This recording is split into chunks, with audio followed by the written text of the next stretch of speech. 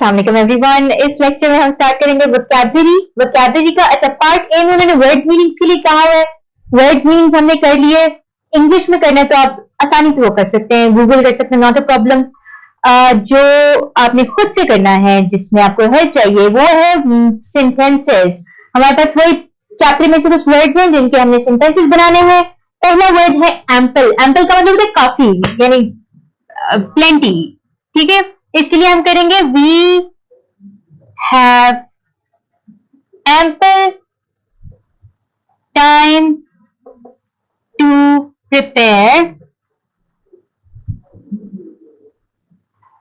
For the exam. यानी कि हमारे पास काफी टाइम है पेपर की तैयारी करने के लिए। Depleted due to our reckless activities,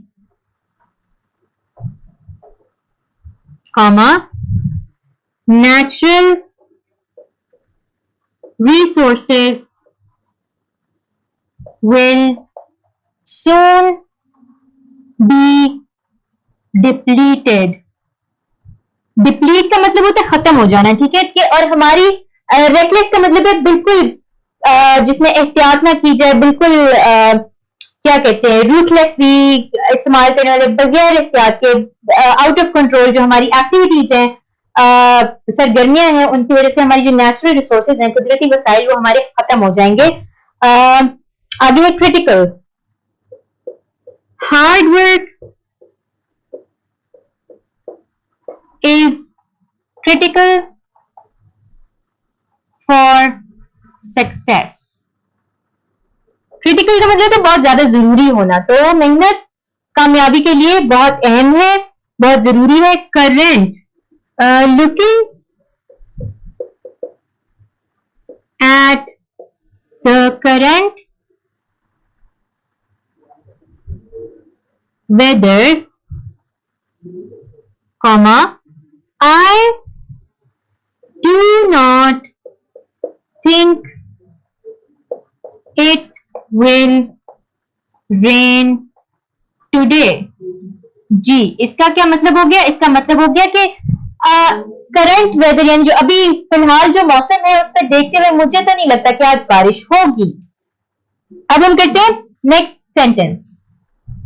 अच्छा, अगला वर्ड हमारे पास है एनहांस। एनहांस का मतलब होता है बेहतर कर देना, बूस्ट कर देना किसी चीज को।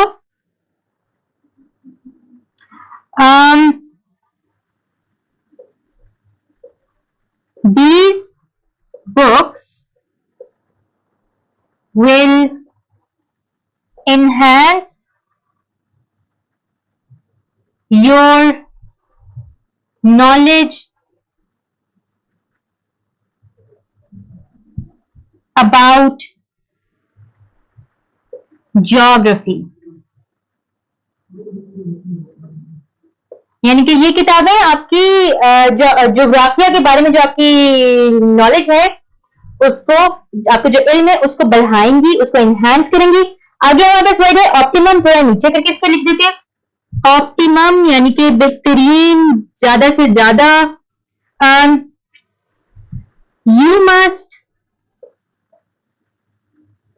charge your phone on time so that it reaches its optimum performance level. You must charge your phone on time so that it reaches its optimum performance level. जी, मेरे फोन पे बार बार आती है एक notification, optimising things, optimising software और optimum performance achieved, इस तरह के नोटिफिकेशन आती हैं, यानी कि समझो कि बेहतरीन परफॉर्म कर रहा है। अब नहीं कर रहा, पहले आती थी। तो इसका मतलब है, तो एक बार जो है ये सेंटेंस किया कि अब अपना फोन टाइम से चार्ज करेंगे तो इसका मतलब है कि वो बेहतरीन परफॉर्मेंस लेवल पे वो पहुंच जाएगा। ठीक है, ये आपका था वोकैबुलरी का एक पार्ट। इससे अगला पार्ट भी करते हैं। वोकैबुलरी में अगला पार्ट है fill in the blanks with prefixes. Un और डिस प्रीफिक्सेस हमें दिए हुए हैं। प्रीफिक्सेस का हमें पता है कि ये वर्ड्स से पहले लगते हैं और ये वर्ड्स के मीनिंग्स को चेंज कर देते हैं। अब यहाँ पे पहला सेंटेंस हमारे पास है, माई शू इज ब्लैंक नॉट टाइड। इसको सिंपली आप कर देंगे अनटाइड, यानी कि मेरा जूता जो है, जूते के लेसेस खुले हुए हैं। टाइड और अनटाइड, ठीक है। आगे है Waqar blank with Nazish does not agree. इसको हम कर देंगे डिसअग्रीज, यानी कि वकार नाजिश से मुत्तफिक नहीं है, disagrees. Waqar disagrees with Nazish. Number 3, Ali is blank to beat me in the video. Not able को हम कर देंगे अनएबल। वैसे एक वर्ड डिसेबल भी होता है, लेकिन डिसेबल का मतलब है कि किसी चीज को डिसेबल कर देना, किसी चीज को ऑफ कर देना। फिर अच्छा, अनएबल यानी कि इस काबिल नहीं है, किस काबिल नहीं है कि अली मुझे वीडियो गेम में नहीं हरा सकता। Disable, sorry unable. आगे है number 4, Waheed blank his parents does not obey को हम कर देंगे डिसओबेज। वहीद डिसओबेज हिज पेरेंट्स, यानी वो वहीद अपने माँ बाप की, अपने वालिदैन की नाफरमानी करता है। आगे है our teacher says she does not want blank homework handed in. हमारी उस्तानी कहती है कि उन्हें नामुकम्मल काम नहीं चाहिए। इसके लिए हम लिख देंगे अनफिनिश्ड। ठीक है, ये आपकी वोकैबुलरी का अगला पार्ट था। इसके बाद हम नेक्स्ट एक्सरसाइज करेंगे नेक्स्ट लेक्चर में। तब तक के लिए अल्लाह हाफिज।